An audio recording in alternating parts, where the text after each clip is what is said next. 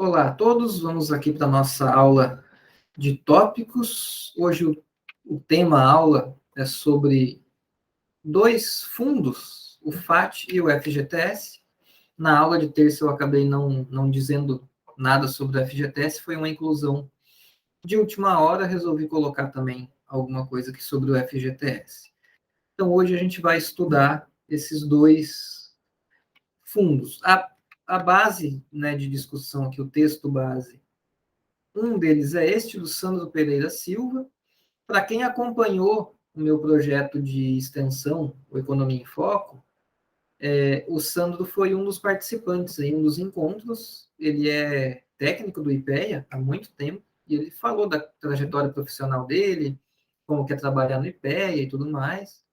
Tá tudo no YouTube, gente, vocês coloquem lá, o canal FEAC, o FAO, que é da Universidade Federal de Alagoas, porque o projeto foi feito em parceria entre as duas universidades, o UFC e Alagoas. Daí lá no canal da FEAC, é com um A só, tá? Não é como a nossa, que é FEAC, lá é só FEAC. Daí vai no canal de YouTube da FEAC, o FAO, e daí vai ter uma playlist lá do Economia em Foco, que tem todos os encontros do Economia em Foco lá para vocês poderem assistir. Ficou lá, quem não acompanhou, quiser ver alguma coisa, tá lá gravado. Então, o Sandro foi um dos palestrantes do projeto do Economia em Foco. Daí, um dos textos base para hoje é dele, que é sobre a relação entre o FAT e o BNDES, porque, como eu adiantei na última aula, né, o FAT é um dos financiadores do BNDES, é uma das fontes de recursos do BNDES. E o outro é um texto também do IPEA, até passo o slide, muda só pouca coisa, né? Que é deste outro técnico aqui, que eu não conheço, é o Mauro Santos Silva, também é Silva. Então, lá no sistema, vai estar Silva alguma coisa e Silva alguma outra coisa, né? Vai ter dois textos com o nome Silva, mas são pessoas diferentes. Então, iniciando aqui, eu vou dar só um breve geral sobre PIS/PASEP, FAT e FGTS, para depois entrar nos detalhes do FAT e depois nos detalhes do FGTS. Então, PIS/PASEP são dois impostos, não sei se eles são considerados impostos ou contribuições, mas, enfim, o funcionamento é o mesmo, só muda a questão jurídica, né? O nomezinho é uma questão de nomenclatura. Foi criado em 1970, então o PIS, que é o Programa de Integração Social, ele é destinado para funcionários de empresas privadas que têm carteira assinada. E daí o tributo, né, a alíquota é de 0,65% da receita operacional bruta da empresa. Então, da receita, 0,65% é o que é cobrado, né, como esse imposto, como o PIS/PASEP. Aliás, como o PIS, né? Porque o PASEP ele é em cima dos servidores públicos, e daí é uma contribuição que os governos fazem pelo PASEP, e os dois impostos são considerados em conjunto. O PIS/PASEP funcionava de uma outra maneira do que ele funciona hoje, um pouco diferente. Entre 71 e 88, tanto o PIS quanto o PASEP, eles eram um fundo, compunham um fundo, cujos recursos iam para o BNDES, só que esse fundo, ele tinha cotas como se fosse um fundo de investimento mesmo, né? Em que cada pessoa tem as cotas, cada cotista, né, tem o seu pedacinho do fundo, e os cotistas eram os trabalhadores, que tinham carteira assinada em empresas, né, regulares, obviamente quem era frio não entra, então existia esse fundo, PIS/PASEP, cujos recursos ficavam no BNDES, e tinha critérios para a pessoa poder sacar a cota dela do fundo, muito semelhante ao que é hoje com o FGTS, que é um outro fundo que a gente vai ver também, em que ele também, os trabalhadores, é um fundo, como se fosse um fundo de investimento, cada trabalhador é um cotista do fundo, e o FGTS você pode sacar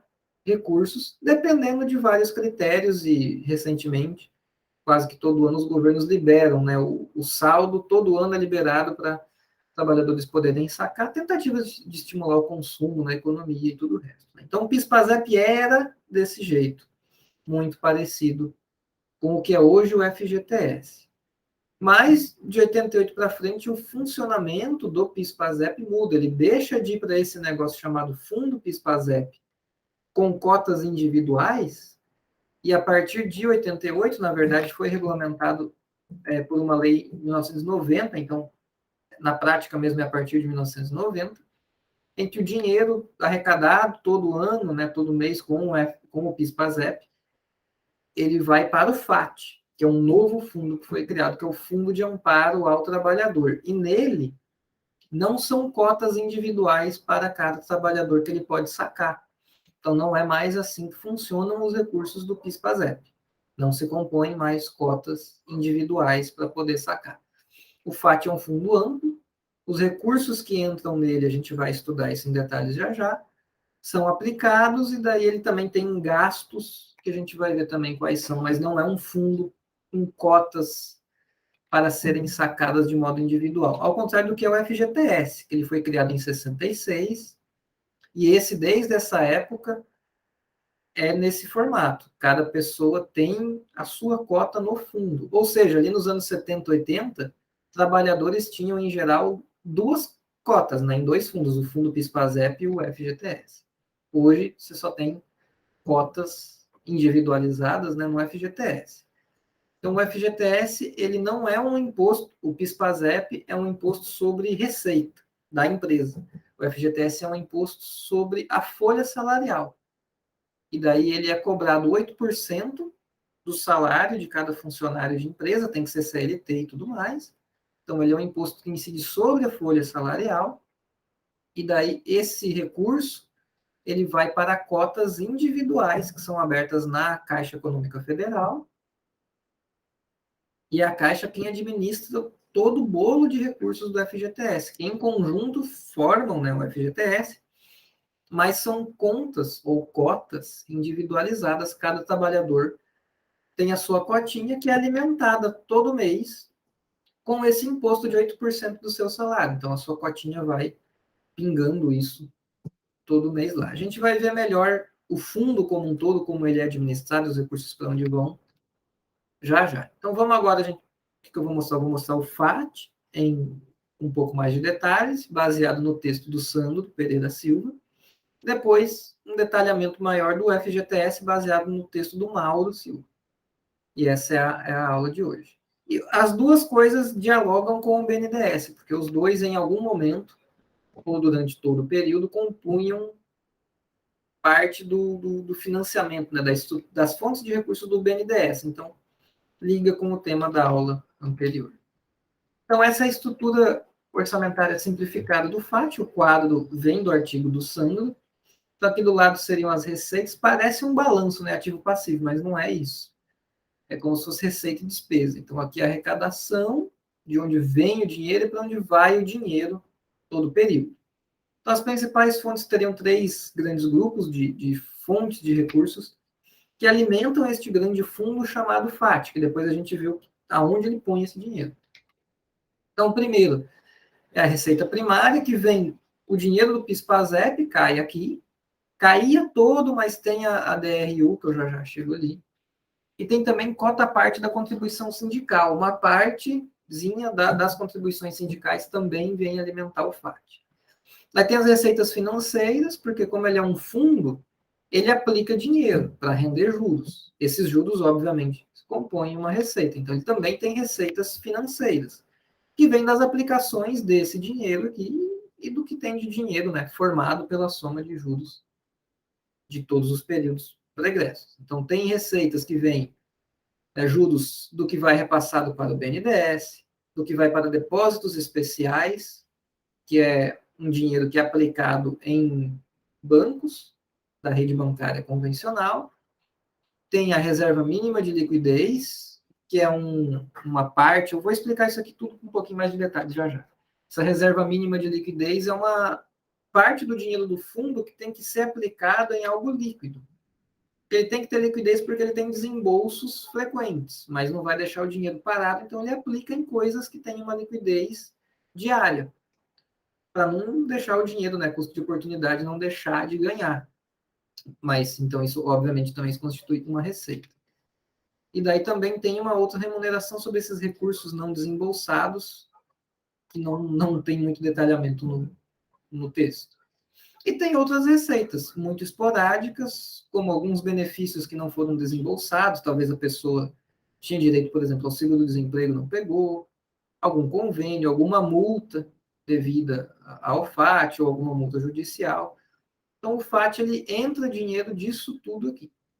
Para onde ele gasta? Então, aqui no texto, o Sandro colocou como sendo parte de gasto, mas na verdade não seria nenhum gasto, seria meio que um desvio de receitas. Porque, por exemplo, esse Fundo Social de Emergência, de Estabilização Fiscal, e principalmente a DRU, o que eles fazem não é exatamente um gasto de dinheiro que entra no fundo e daí sai do fundo, não é um dinheiro que está saindo do fundo.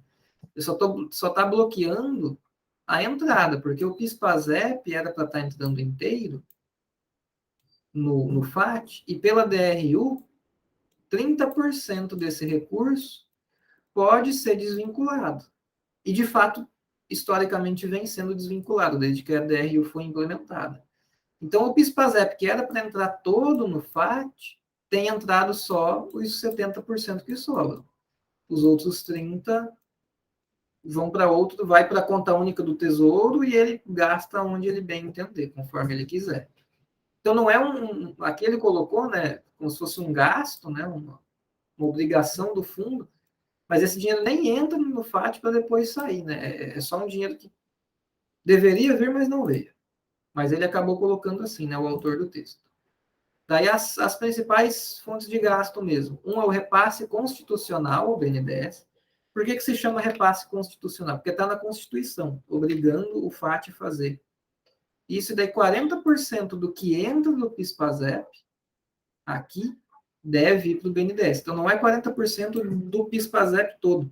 É 40% do que entra no FAT. Como tem a desvinculação, então fica menos do que 40% do total, né?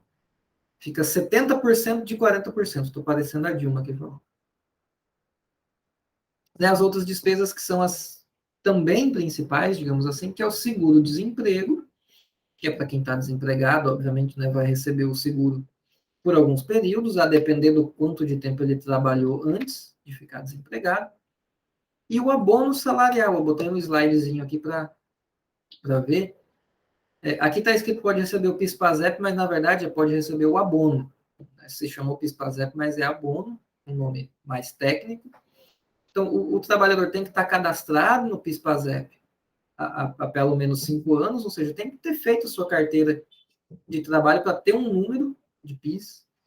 Tem que ter recebido, no máximo, 2 salários mínimos por mês em 2020.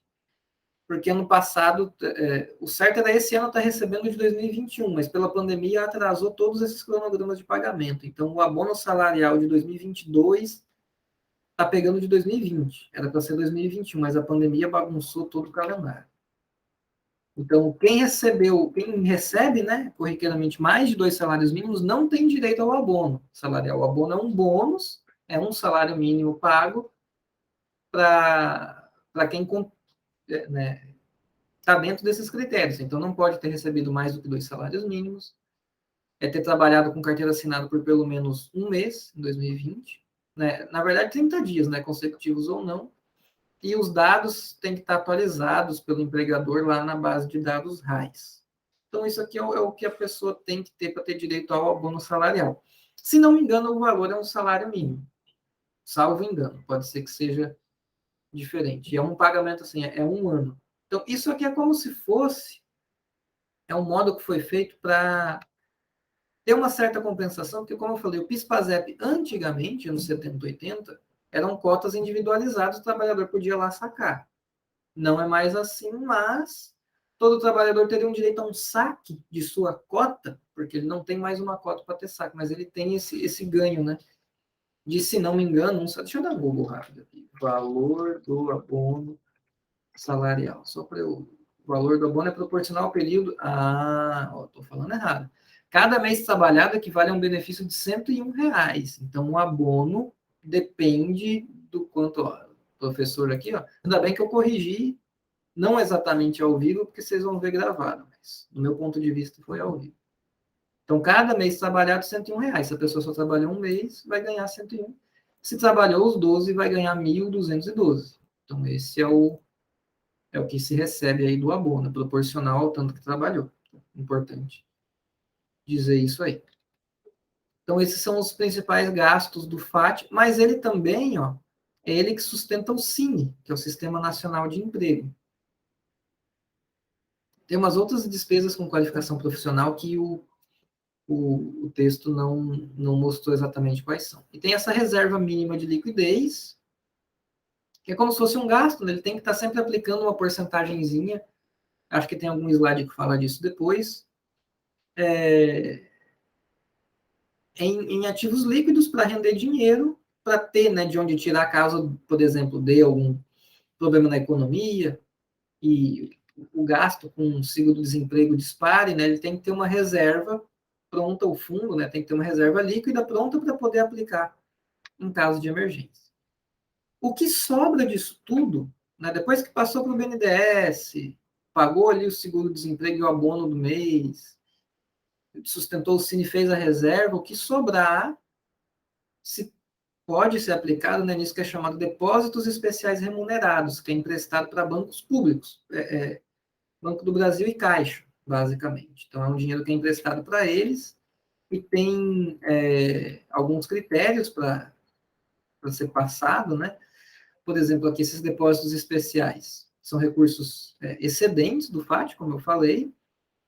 Para isso tem que ser tem que apresentar um plano de trabalho, os bancos públicos, né, apresentam um plano de trabalho ao Comitê Deliberativo do FAT, dizendo, ó, eu, Banco do Brasil, quero pegar o dinheiro e vou aplicar em tais e tais setores. E isso também tem programas e setores específicos, em geral, é para saneamento e infraestrutura.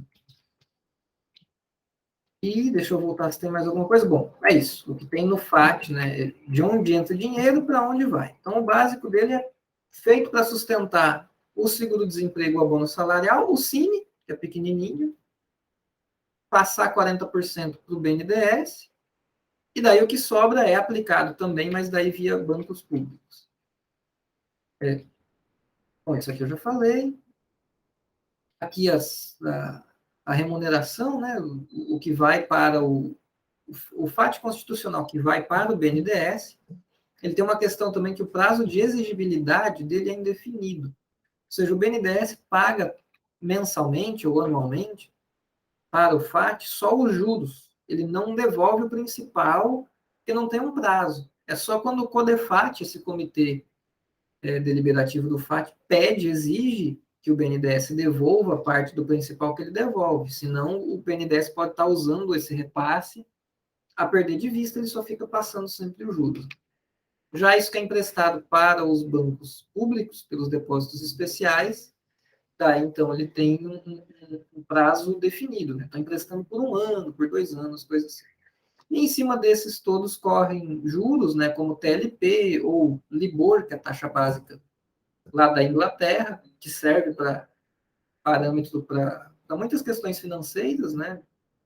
Embora não sei muito bem por que colocaram isso aqui, deve ser talvez para algum uso de crédito para questões internacionais, né? Ou Selic, tem vários critériozinhos, não vou entrar nos pormenores.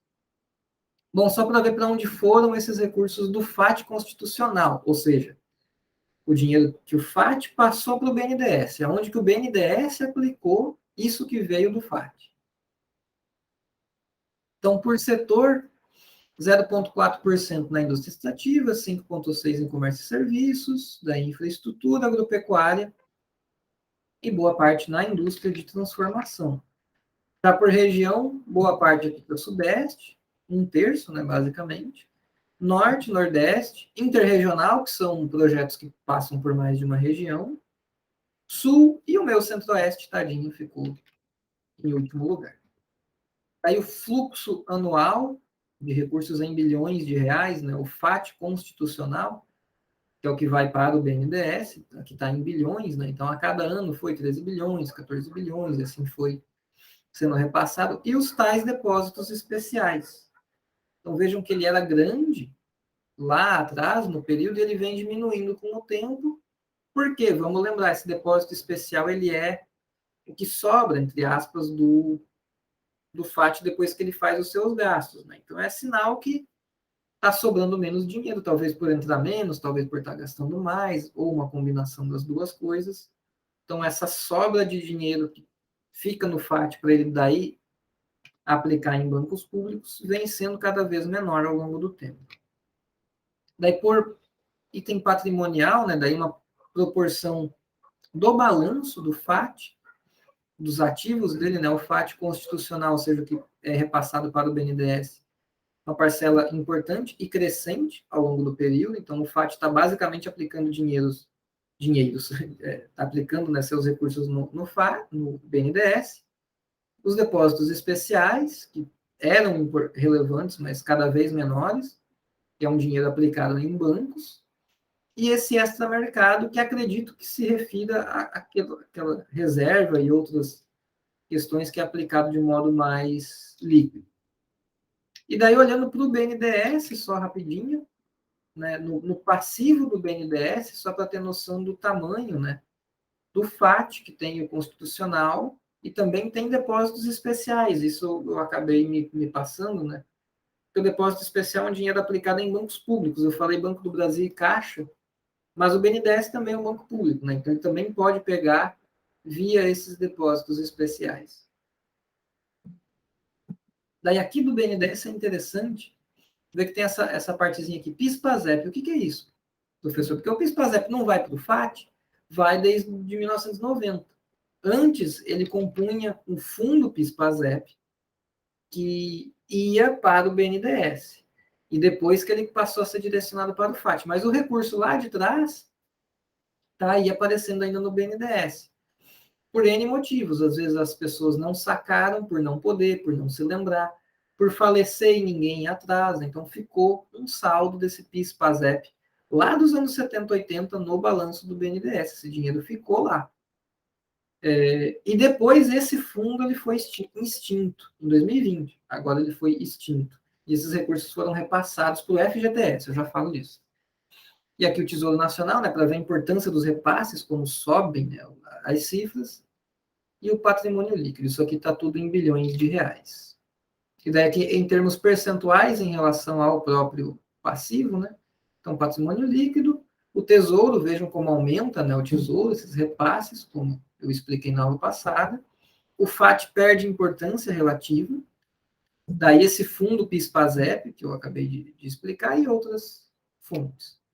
Daí esse fundo PIS/PASEP, que ele é composto por o que sobrou lá desse fundo PIS/PASEP, lá dos anos 70, 80, recurso que não foi sacado por N motivos e ficou lá. Daí o governo, em 2020, resolveu extinguir o fundo PIS/PASEP e o dinheiro que tinha lá foi para o FGTS. Então, foi tudo para o FGTS, que é o tema da outra metade da aula, que é o Fundo de Garantia por Tempo de Serviço. Então, o FAT é isso. Resumindo, entra dinheiro basicamente do PIS/PASEP e gasta dinheiro basicamente com abono salarial, seguro-desemprego, repassando ao BNDES. O que sobra é aplicado em projetos geralmente para saneamento, habitação e infraestrutura em bancos públicos. O FGTS é uma outra história. Eles são contas individualizadas, cada trabalhador tem a sua continha, ele só pode sacar com critérios específicos ou quando o governo diz que está liberado para poder sacar. Todo mês é depositado na conta de cada um o equivalente a 8% do seu salário, e daí o fundo ele é constituído, né? O dinheiro do fundo, o patrimônio dele, são esses depósitos mais patrimônio líquido do fundo. De onde vem esse patrimônio líquido do FGTS? O FGTS ele é um fundo, tá no F da sigla, então entra recursos, ele aplica. Você está aplicando, está rendendo uns juros. Ele até atualiza o valor da cota individual de cada trabalhador com jurinhos. A questão é que os juros do que rende as aplicações do FGTS é maior do que os juros que ele usa para fazer render a cota individual que cada trabalhador tem.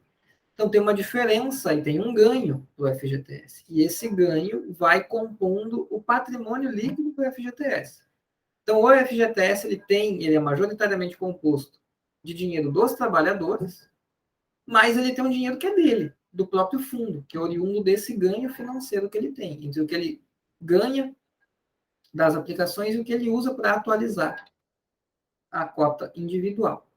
Os recursos do FGTS são aplicados, e eles são obrigatoriamente aplicados somente nesses setores: habitação, saneamento básico ou infraestrutura urbana, sendo que no mínimo 60% deve ser para investimento em habitação popular. Então, o FGTS que está nas mãos da Caixa, a Caixa usa esse recurso, a Caixa Econômica Federal, é quem administra e aplica os recursos do FGTS.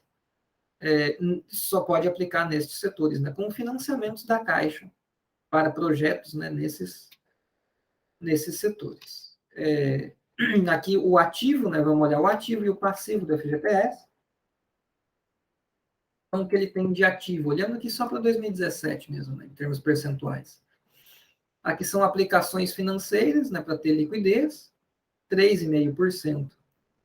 Apenas, daí operações de crédito do FGTS, 64%, então a maior parte do dinheiro do FGTS está nisso, e a maior parte disso, né, com financiamento habitacional, um pouquinho com infraestrutura, e essa linha refinanciamento de operações com o governo, que eu sinceramente não sei bem o que é, tem aí quase 30%, né, girando ao redor disso, em títulos aplicados para render juros, né, e ter uma certa liquidez para poder ter de onde tirar o dinheiro quando os trabalhadores querem sacar. E aqui está um ponto do resto da aula, que é o FI-FGTS. O que é o FI-FGTS? Ele é um fundo dentro do fundo. Porque o FGTS é um fundo, Fundo de Garantia por Tempo de Serviço. E o FI-FGTS é o fundo de investimento do FGTS, ou seja, é o fundo de investimento do Fundo de Garantia por Tempo de Serviço, é o fundo do fundo, que eu vou explicar melhor já já. Só vamos olhar o passivo antes disso. Então, o passivo ele tem basicamente dois componentes. Ele tem o passivo, que é depósitos vinculados, ou seja, é o dinheiro dos trabalhadores, que cada pessoa tem lá, e quando atingir os critérios, a pessoa pode sacar o dinheiro. E o patrimônio líquido, que o patrimônio líquido, como eu falei, ele é composto, né, ele é alimentado com esse ganho financeiro. Pronto, o FI-FGTS é um fundo dentro do fundo, e ele é constituído apenas com recursos do patrimônio líquido do FGTS, ou seja, a cota de cada trabalhador é a Caixa quem está administrando em financiamentos em geral, e cada um é cotista do FGTS. O FI-FGTS é um fundo que foi feito só para aplicar os recursos do patrimônio líquido do FGTS. E esse fundo só tem recursos disso. Então, o patrimônio líquido do FGTS foi aplicado em algo à parte, a um outro fundo, que é o Fundo de Investimento do Fundo de Garantia do Tempo de Serviço. Ele foi criado em 2007, no âmbito do PAC, o Programa de Aceleração do Crescimento, e ele é usado para comprar ações e debêntures de empresas e projetos, mas apenas para a infraestrutura. Então, é um fundo apenas de infraestrutura, para energia, saneamento e logística. Né? Daí, logística tem aeroporto, rodovia, ferrovia, porto e hidrovia, todos esses critérios. Mas, então, é um fundo, os recursos só vão para infraestrutura.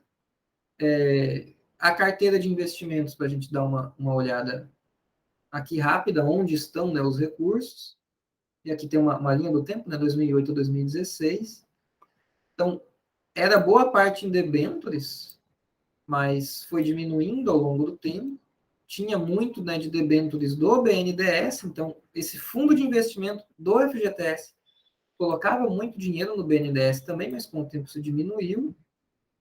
E o que subiu muito foi essa aplicação de liquidez, que foi de 0,8% só da sua carteira para 21%. Que é basicamente, olha só, operações compromissadas. Esse fundo entrou emprestando dinheiro em curtíssimo prazo no mercado monetário, como se fosse um banco mesmo ali, né, fazendo operações compromissadas, seja com o Banco Central ou com outros bancos, né, ou seja, aplicações de curtíssimo prazo. Daí também aqui, ações de empresas, que era quase 6%, subiu até 25%. Cotas de fundos em outros fundos de investimento também, foi de 1% até aí quase 10% no período analisado. Daí por setor, para ver por por porcentagem. Né? Então, a carteira toda está quase 60% em projetos, 31% está em energia, 7% em rodovias, 6% em portos, 6% em ferrovias, 6% em saneamentos. E daí, dos outros investimentos, basicamente, essas aplicações de curtíssimo prazo no mercado financeiro, debêntures do BNDES e ações do Banco do Brasil. É isso que esse fundo, que é um fundo dentro do fundo, aplica. E só para dentro desse site do FI, FGTS, que aliás está dentro da Caixa, né? Dentro do site da Caixa, você vai fuçando, vai chegar aqui. Daí tem como baixar este relatório de auditoria independente, que é da PwC, que é uma empresa grande, né, de auditoria, o relatório de 2020. Esse relatório é interessantíssimo, porque ele entra em detalhes de o que o fundo aplicou, aonde ele colocou dinheiro. Então, dá para ver o nome das empresas, aonde ele, por exemplo, aplicou debêntures. Então, por exemplo, as debêntures do FI-FGTS. Ele tem debêntures do BNDES. Era esse valor aqui, não sei se está em milhões ou bilhões. Comprou, né, em 2008, vai receber em 2029, e os juros é 6% mais a TR. Essa outra empresa, Santo Antônio Energia, que emitiu debêntures também, comprou em 2012 e vai receber em 2036.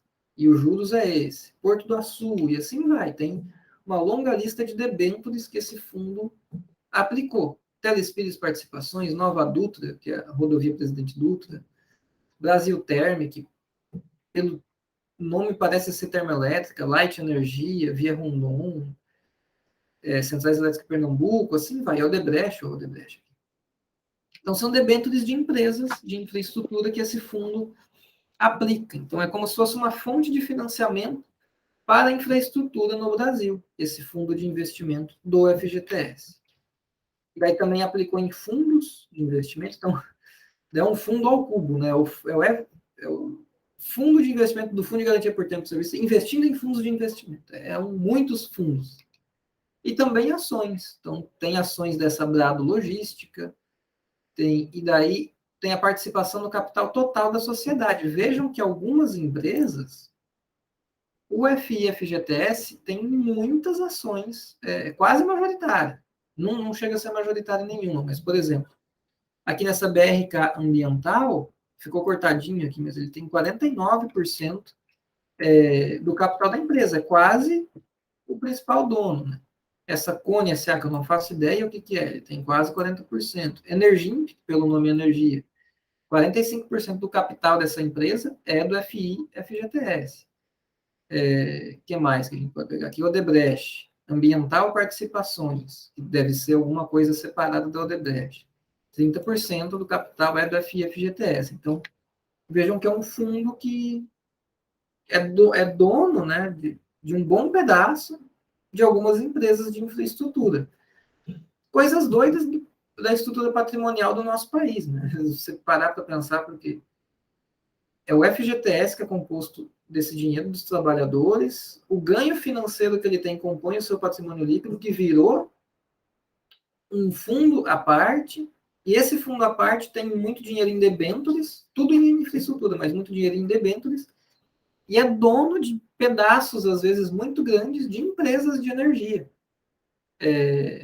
Enfim, as coisas, né, interessantes, loucas desse nosso Brasil. Então, para resumir, gente, a gente viu FAT e FGTS. FAT é dinheiro que vem do PIS/PASEP, basicamente, e basicamente o FAT gasta com abono salarial, seguro-desemprego, repassando dinheiro para o BNDES, e o que sobra também passa para bancos públicos, para habitação, saneamento e infraestrutura. O FGTS é um dinheiro que é uma cota individual para cada trabalhador, equivalente a 8% da folha salarial de cada pessoa. Só lembrando, no PIS/PASEP faltou falar, né? PIS/PASEP é um imposto sobre receita e vai lá para o FAT. O FGTS vem de um imposto, a contribuição sobre a folha salarial, 8% de cada trabalhador. Cada trabalhador tem a sua cota individual, que ele pode sacar mediante vários critérios, ou quando o governo resolve liberar.